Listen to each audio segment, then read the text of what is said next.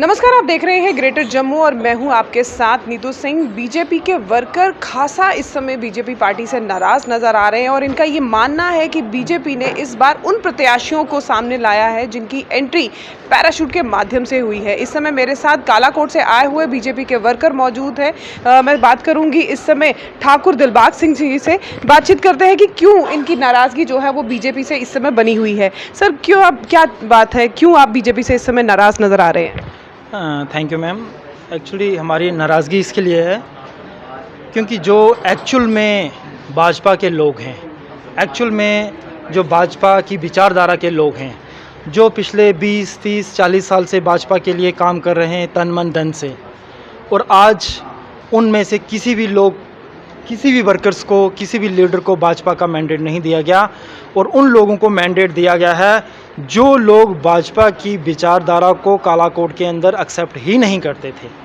ठीक है, और वो लोग जो नेशनल कॉन्फ्रेंस की विचारधारा को ही आगे बढ़ा रहे थे, आज वो अपने पर्सनल पॉलिटिकल इंटरेस्ट को देखते हुए, राजनीतिक लाभ को देखते हुए नेशनल कॉन्फ्रेंस से क्विट करके भाजपा में आ गए हैं और भाजपा के सारे कैडर को हाईजैक करते हुए वहाँ का जो भी मैंडेट मिलता है एक ही परिवार को मिलता है। सर, क्यों लगता है कि भाजपा ने अपने पुराने वर्कर्स को मैंडेट नहीं दिया?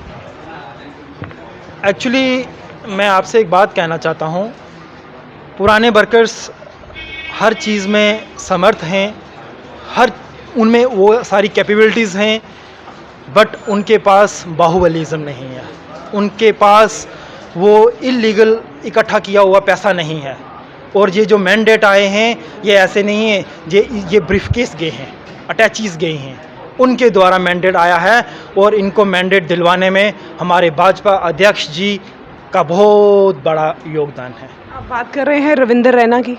जी एग्जैक्टली, रविंदर रैना जी की बात करूंगा। इनको मैंडेट पार्टी में लाना ही, देखिए मैं आपको एक थोड़ा सा पीछे जाना चाहूँगा। 2014 में, मैं बार बार मुझे रिपीट करना पड़ रहा है कि 2014 में हमारे एक वर्ल्ड वाइड लीडर, हमारे देश के यशस्वी प्रधानमंत्री नरेंद्र मोदी जी ने असेंबली इलेक्शन में रजौरी रैली में ये कहा था कि ये लोग ही कालाकोट को नर्क बनाने वाले हैं, इन लोगों को नकारिए और हमारे भाजपा प्रत्याशी को आप जिताइए और वो कालाकोट को जो नर्क बना है उसको स्वर्ग बनाएंगे। और वैसा हुआ और आज बड़े अफसोस से कहना पड़ रहा है जब 10 साल बाद इलेक्शन आया और तब उन लोगों को मैंडेट दिया जा रहा है जो कालाकोट के हेलमेकर थे, नर्क बनाने वाले कालाकोट थे। आज उन लोगों को रविंदर रैना जी द्वारा, अब मोदी जी को क्या पता है कि रणधीर सिंह कौन है? मोदी जी ने तब तो कह दिया था 2014 में कि इन लोगों को नकारें, इन्होंने कालाकोट को नर्क बना रखा है अपनी गुंडाइज्म के कारण। और आज हम लोग इसलिए रिजेंटमेंट शो कर रहे हैं क्योंकि ऐसे लोगों को हम कभी भी एक्सेप्ट नहीं करते। हमारी वैसी विचारधारा नहीं है, हम भाजपा की उस विचारधारा के साथ चलने वाले लोग हैं जो एक्चुअल में भाजपा की पॉलिसीज हैं। इनकी भाजपा की पॉलिसी ही नहीं है। ये जो नेशनल कॉन्फ्रेंस से उठ के आके मैंडेट ले रहे हैं अपने फाइनेंस के पावर दम पे। सर, जिस तरह से आपने कहा कि आप लंबे समय से भाजपा के साथ जुड़े हैं और इस समय आपको मैंडेट नहीं मिला, तो आने वाले समय में क्या आप रिज़ाइन देंगे? नो, हम रिज़ाइन क्यों देंगे? हम तो पार्टी की विचारधारा से जुड़े हुए हैं 2006 से। हम तो संघ की विचारधारा से जुड़े हुए हैं 2006 से। मैं 10th स्टैंडर्ड में था जब मैंने अपनी संघ ज्वाइन की थी। तो आज हम एक बंदे, एक व्यक्ति विशेष के कारण हम नाराज़ हो सकते हैं, लेकिन पार्टी कभी नहीं छोड़ सकते। हम संघ कभी नहीं उसकी विचारधारा को छोड़ सकते। हम नाराज़ हैं, इस बार हम आराम से चुपचाप अपने घर में बैठ जाएंगे और क्या होगा। तो जिस तरह से इस समय असेंबली इंतखाबात का कार्यक्रम चल रहा है, लोग जो है इस समय, प्रत्याशियों की बात की जाए तो प्रत्याशी इस समय बीच बाजार में उतरे हुए हैं। कोशिश की जा रही है कि ज़्यादा से ज़्यादा लोगों का जो दिल जीता जाए। तो ऐसे में आपकी जो इस समय आपकी रहेगी परफॉर्मेंस, वो कैसी रहेगी? क्या भाजपा के खिलाफ? देखिए, मैंने कहा कि हम भाजपा के खिलाफ नहीं हैं, बिल्कुल भी नहीं है भाजपा की। हम एक व्यक्ति विशेष की बात कर रहे हैं कि जो पैराशूट के माध्यम से वहाँ पे आया है और सारे बीजेपी के कैडर को उसने अपने फाइनेंस के कारण हाईजैक कर दिया है। हम उन लोगों में से नहीं है जो बिक जाएंगे। हम भाजपा के लिए तन मन धन से 2006 से आज दिन तक काम करते आए हैं, करेंगे और करते रहेंगे। बट इस बार हम साइलेंट होके घर में बैठ जाएंगे और हम सिर्फ मीडिया के माध्यम से ये बात हम भाजपा की जो हमारी सेंटर की लीडरशिप है, हमारे माननीय अध्यक्ष जेपी नड्डा जी तक, उन तक बात पहुंचाना चाहते हैं। क्योंकि रविंद्र रैना जी को तो हम 5 सालों से अपनी बात पहुंचा रहे हैं। रैना जी ने हमारे जैसे फाइनेंस नहीं है हमारे पास, हम जैसे नेताओं की कभी सुध नहीं ली रैना साहब ने। ये हमारे पास वो सारा रिकॉर्ड पड़ा है जो रैना साहब को हम मंथली लेटर्स भेजते थे इन सारी डिटेल में लिख के, और पर्सनल मीटिंग्स भी हमारी रैना साहब के साथ होती।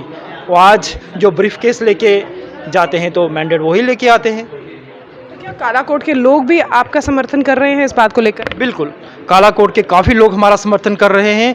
और बीच में मैंने कहा कि जैसे भाजपा के कुछ कैडर को उन्होंने हाईजैक कर दिया है, उन लोगों को जो अपने आप को बड़े स्वामी, अपने आप को बहुत ही कर्मठ कार्य करता है, जिनके ऊपर रेप के झूठे एलिगेशन लगाए 2014 के बाद जैसे ही हम सत्ता में आए। क्यों? क्योंकि उनको दबाने के लिए कि जे भाजपा की विचारधारा को कालाकोट में ना बढ़ने दें। और आज वही लोगों को कैसे इन्होंने हाईजैक किया है, आज वही लोग इनके अंडर काम कर रहे हैं, इनके नारे लगा रहे हैं। Thank you. तो जैसे कि आपने देखा, आज जम्मू के प्रेस क्लब में कालाकोट से आए हुए बीजेपी के वर्कर्स जो हैं वो खासा नाराज़ नज़र आ रहे हैं, क्योंकि इनका ये मानना है कि बीजेपी ने उनको मैंडेट दिया है, उनको जो है एंट्री दी है, जिनकी पैराशूट से जो एंट्री हुई है वो कहीं ना कहीं इनके गले से नीचे नहीं उतर रही, क्योंकि इनका ये मानना है कि लंबे समय से ये बीजेपी के साथ काम कर रहे थे, और ऐसे में अब बीजेपी का मैंडेट किसी और पार्टी की मेंबर को चला जाए तो ये कहीं ना कहीं नाखुश नज़र आ रहे हैं। और इनका ये मानना है कि अब हम बीजेपी के खिलाफ तो नहीं, लेकिन बीजेपी के लिए भी काम नहीं करेंगे। क्या कुछ कहना है आपका इस वीडियो के बारे में? कमेंट सेक्शन में अपनी राय जरूर रखिएगा। तब तक के लिए मुझे दीजिए इजाजत। कैमरामैन अजय साडू के साथ मैं नीतू सिंह, ग्रेटर जम्मू के लिए। धन्यवाद।